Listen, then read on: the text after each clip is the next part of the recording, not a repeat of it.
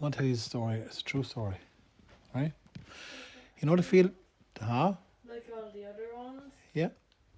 You know at the back of our house there's a field called Moog's Field. Yeah. And there's a fella there called Moog Redmond lived there. I lived down the road and Moog always had sheep. And years ago when I was a little lad, we used to go out in the fields.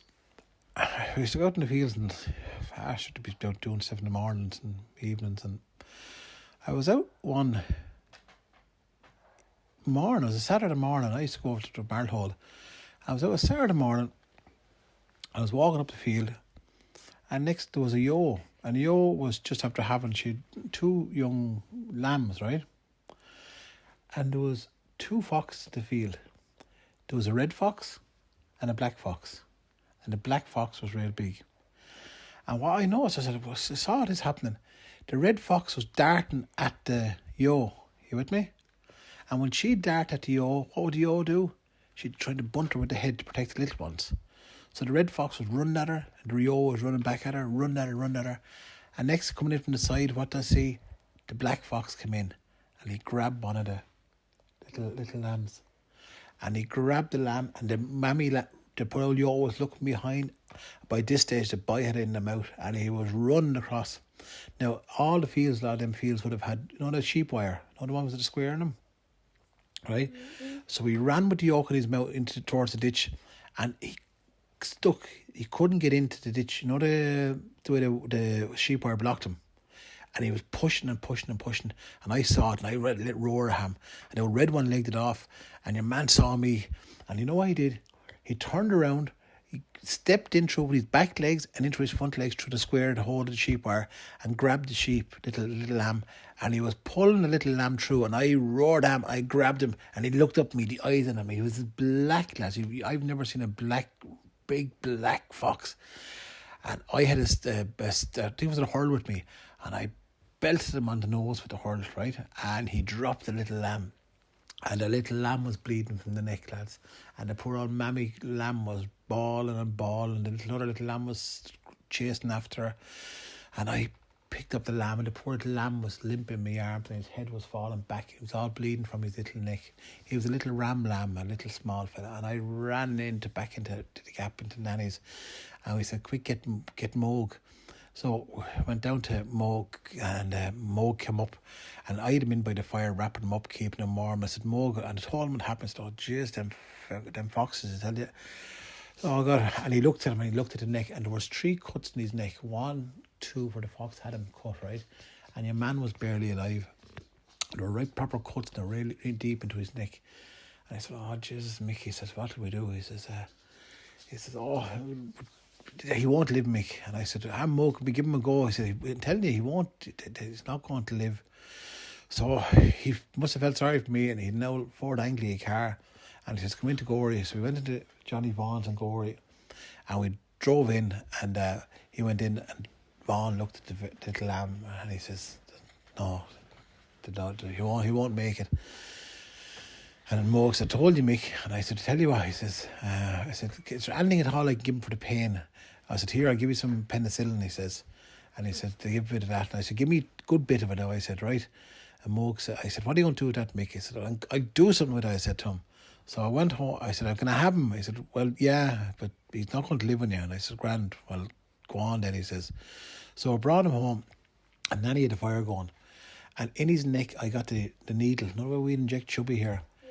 And I squirted it into 3 little cuts in his neck where the old fox had bit him, and ripped it, tore his skin right down into him. And I got a needle and thread, and I stitched it up the 3. No way, stitched up a chicken. Stitched up the 3 holes. And I kept him in by the fire. And I kept him in by the fire.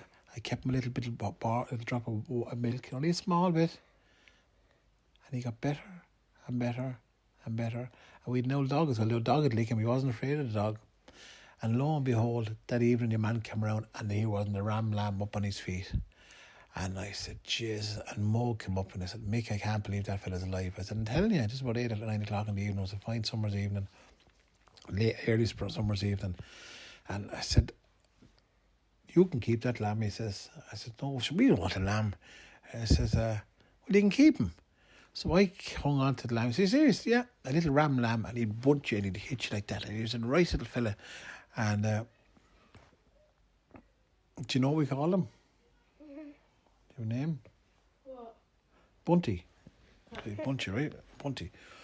And where's Bunty? So Bunty, anyway, Bunty got big and big and big. And sure, you know, having Bridget and Eileen here, I know they get big, they get playful. Sure, you want to be back out in the field. And I said to Mo, I said, listen, can we lay out in the field? No bother at all, he says.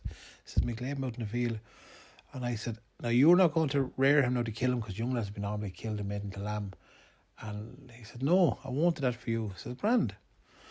And he got bigger. He got about the size of maybe about 3 months old. Out in the field again one day. Who did I see come strolling across the field? The big black fox and the red fox. Up to their same old tricks again. Same crack again. The red one will do the distracting. The black lad will do the grabbing and take him. Now, there were no one around other neighbours that had sheep taken from him, right? So, what did I see happening? So the red fox distracting the black fox. Yeah. And Bunty spotted it. Do you know what Bunty did? What? It wasn't afraid. He burst over. And the fox was there. The fox thought, now you know the strength of a sheep when it gives you a bunt, right? The fox, and I heard the clatter of their heads. Crack. And the old black fox went off. Then the black fox stuck up again. He said, no, he's a big black fox. He was going to take this little young ram lamb on. And Bunty, the tail swinging down, little feet going, put the feet in and burst forward. And the fox stood his ground and boom! Burst him into the thing, right? And the fox got his arse caught in the barbed wire and the netting wire, and Bunty got him like a boxer, like Katie Taylor in the ring, and he went up, boom, boom, boom, boom, boom. The fox turned his ass into the thing. Bunty had him, and he boom, boom, boom, right up the boom, and the squeals and balls of him. And now the old red one looked, and Bunty back up after her. Another word quite fast. Up her, chased her out of the field like you wouldn't know what, and gave her a few scalps up the hole as she was going. Boom, boom, boom. And I told Moog that, and he couldn't believe it.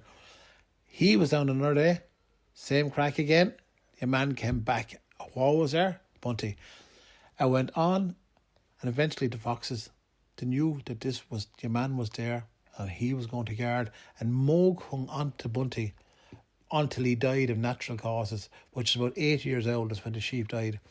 And any time afterwards, there was never ever a lamb taken there, and the foxes were always under control because Bunty was out in the field and Bunty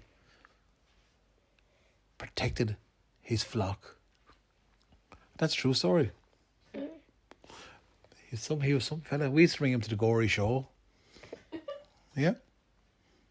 He was some fella. He broke into school one day for us as well. Okay. Yeah. Someone had closed the door and Bunty bunted his way in and came up to me in class. And he went like this to me, look. And I said, what's wrong, Bunty? And he just smiled at me. And walked out again. He just wanted to know bunt. Like that. The end.